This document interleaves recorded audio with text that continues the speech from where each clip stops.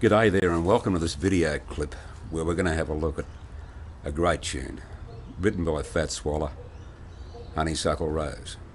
And to get the show underway, here's the chorus at 115 beats a minute.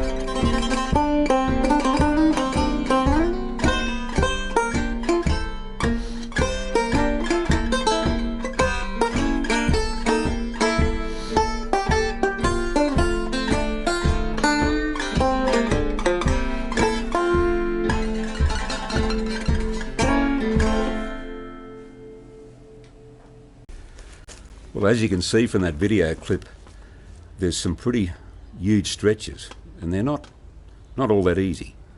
So we might be able to get around it a little bit here by choosing some easier ways. You might have noticed in that clip that the first three bars are more or less repetitive, and I play some of the actual part of it here and some of it down here, that being the harder shape there.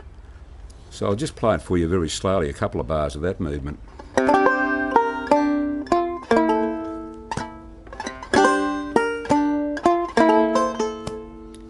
That's the easy way. With the bigger stretches, you're going to get a nicer sounding chord, but you've got to work for it, I suppose. There it is there. They're basically both correct. So it's up to you which one you use. And another thing that happens here is a passing note that Fat Swaller wrote in to the chord movement. And it's not written into the top line, but just about every jazz band I've ever played with does put it in. And it's on the third little segment of that movement here we're working on now.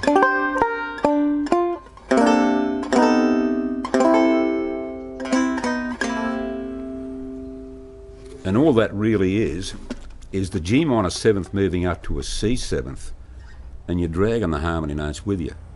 So I've got an A note there on top, and we're going to drag these notes here with us as we move to a G minor 7th to a C 7. So you got,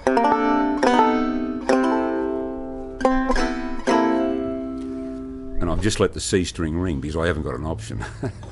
Okay, but it sounds okay when it's ringing, it doesn't matter. One more little part here. On the middle part, or the bridge of this tune, most plectrum players would probably play it up here where you've got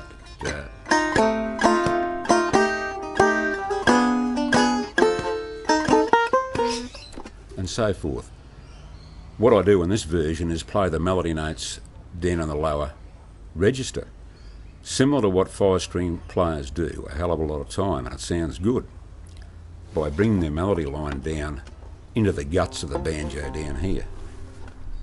So another thing that's happening also with this here, this movement I'm going to do here, is a counterpoint harmony with the melody line.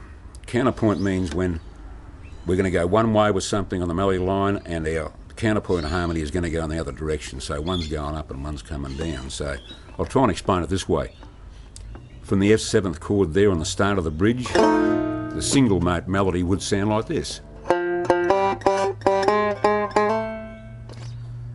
Whereas the chords I'm playing drop down like this.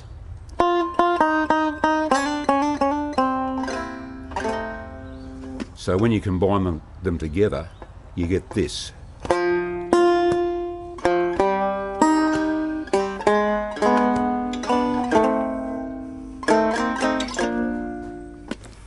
And the same thing can happen on the G7th chord, where you've got the melody line going, a harmony line, So when you combine them together,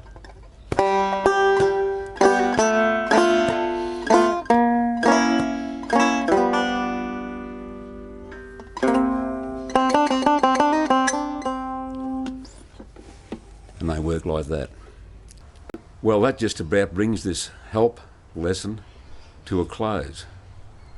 But what I've got for you coming up is the verse of this tune, tied into another version I did of the chorus, which is a little bit different than the first one. Hope you've enjoyed it. When you boil it all down, I think most of us banjo players, whether they're playing a 4-string or a 5-string, claw hammer, all these different styles, I think all we're trying to achieve is to promote a nice melody line coming through some backup, and that backup could be with a flat pick, with your finger picks, with your fingers as in claw hammer. So basically it's all the same. And we're going to have some fun. That's the main thing. Catch you later on.